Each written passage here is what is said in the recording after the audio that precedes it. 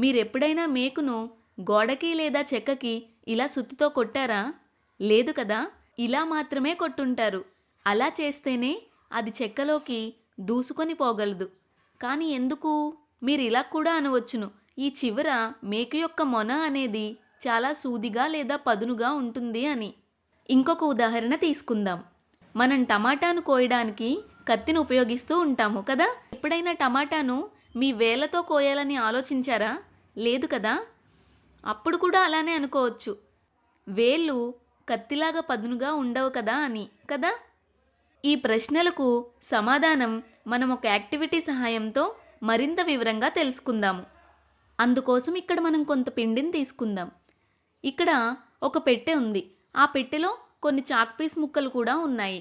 ఇప్పుడు మనం ఈ పెట్టెను పిండి పైన ఇలా అడ్డంగా ఉంచినట్లయితే, అలా ఉంచినప్పుడు పిండి పైన పెట్టె యొక్క గుర్తు అనేది వస్తుంది. పిండిపై వచ్చిన పెట్టె యొక్క గుర్తు అనేది ఇంత లోతుంది.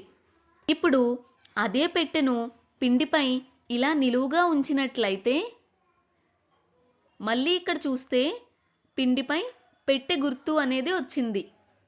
ఈసారి ఆ గుర్తు యొక్క లోతు ఇంకా ఎక్కువగా ఉంది. ఈ రెండు చిత్రాలను పోల్చి చూస్తే ఈ సందర్భంలో వేసిన గుర్తు లోతు కంటే ఈ సందర్భంలో వేసిన గుర్తు యొక్క లోతు అనేది ఎక్కువగా ఉందని మనకు స్పష్టంగా కనిపిస్తుంది కదా! ఇలా ఎందుకు జరిగింది? దానికి కారణం ఏమిటో ఇప్పుడు కొంచెం లోతుగా చూద్దాము. ప్రతి వస్తువుకి తనదైన బరువు ఉంటుంది కదా! ఇక్కడ ఏమైందంటే చాక్ పీస్ పెట్టెను తీసుకున్నప్పుడు, పెట్టెను అడ్డంగా ఉంచినప్పుడు పెట్టె బరువు అనేది ఒక పెద్ద విస్తీర్ణం మీద పంచబడుతుంది. అదే పెట్టెను నిలువుగా ఉంచినప్పుడు అదే బరువు ఒక చిన్న విస్తీర్ణం మీద మాత్రమే పంచబడుతుంది. ఇక్కడ గమనించాల్సిన విషయం ఏమిటంటే, రెండు సందర్భాల్లోని పెట్టె బరువు అనేది ఒకటే. కానీ అడ్డంగా ఉంచినప్పుడు ఆ బరువు ఎక్కువ విస్తీర్ణంలో పంచబడినందువల్ల పిండిపై ప్రతి ఒక్క బిందువుపై పడే బలం తక్కువగా ఉంటుంది. అదే నిలువుగా ఉంచినప్పుడు మాత్రం పిండిపై ప్రతి ఒక్క బిందువుపై పడే బలం ఎక్కువగా ఉంటుంది. పెట్టెను అడ్డంగా ఉంచినప్పుడు గుర్తు లోతు అనేది తక్కువగా ఉంటుంది. అదే పెట్టెను నిలువుగా ఉంచినప్పుడు గుర్తు లోతు అనేది ఎక్కువగా ఉంటుంది. ఈ ఉదాహరణల వల్ల ఏమర్థమవుతుంది?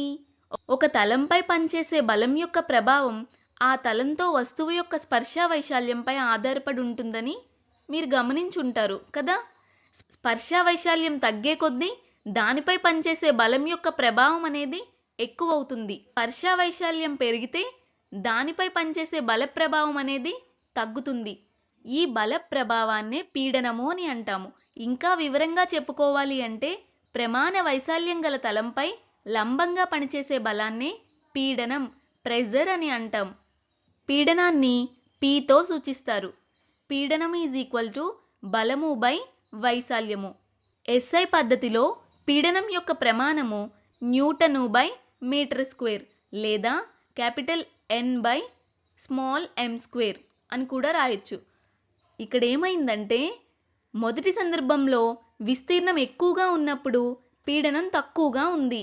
రెండవ సందర్భంలో విస్తీర్ణం తక్కువగా ఉన్నప్పుడు పీడనం ఎక్కువగా ఉంది. ఇప్పుడు మొదటి ప్రశ్నను ఒకసారి చూద్దాం. ఆ మొన చివర బలం అనేది చాలా చిన్న విస్తీర్ణం మీద పడుతుంది. అదే బలం పెద్ద విస్తీర్ణం మీద పడితే పీడనం తగ్గిపోతుంది. మొదటి సందర్భంలో స్పర్శలో ఉన్న విస్తీర్ణము చాలా చిన్నది, అందువల్ల పీడనం చాలా ఎక్కువగా ఉంటుంది. రెండో సందర్భంలో స్పర్శలో ఉన్న విస్తీర్ణం ఎక్కువగా ఉంది, అందువల్ల పీడనం చాలా తక్కువగా ఉంటుంది. ఇదే విషయాన్ని కత్తి ఉదాహరణతో అర్థం చేసుకుందాం. మనం టమాటాని కత్తితో కోసినప్పుడు మనం పెట్టే బలం మొత్తం చాలా చిన్న విస్తీర్ణం మీద కేంద్రీకృతం అవుతుంది. ఎందుకంటే కత్తి చాలా పదునుగా ఉంటుంది. అందువల్ల టమాటాపై ఎక్కువ పీడనం పడుతుంది మరియు అది సులభంగా కోయబడుతుంది. వేల చివర విస్తీర్ణం కత్తితో పోలిస్తే ఎక్కువగా ఉంటుంది. కాబట్టి వేలతో ప్రయత్నిస్తే ఆ బలం పెద్ద విస్తీర్ణం మీద పంచబడుతుంది. అందువల్ల పీడనం తక్కువగా ఉండి టమాటా కోయబడదు.